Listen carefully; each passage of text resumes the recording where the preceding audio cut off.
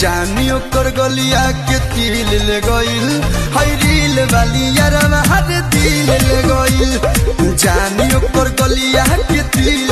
माजा खोजिला बंगाल वाली पनिया के एमे दोस्त नइखे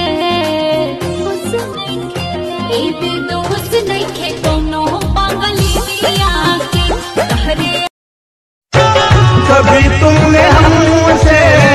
किया था ये वादा हमें जिंदगी से भी चाहोगे ज्यादा कदम दर कदम साथ चलते रहोगे सभी दर्दों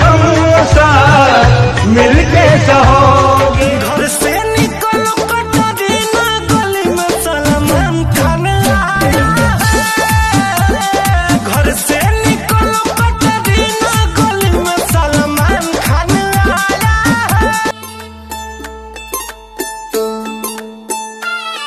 ये सोच के दिल मेरा जोरों से धड़कता है किसी और की छत पे क्यों मेरा चांद चमकता है। अपने घर वालों को कैसे भी मैनेज कीजिए नहीं मानेंगे तो शादी लव वाला नहीं आए रेंज कीजिए तो लिपस्टिक का कलर थोड़ा चेंज कीजिए।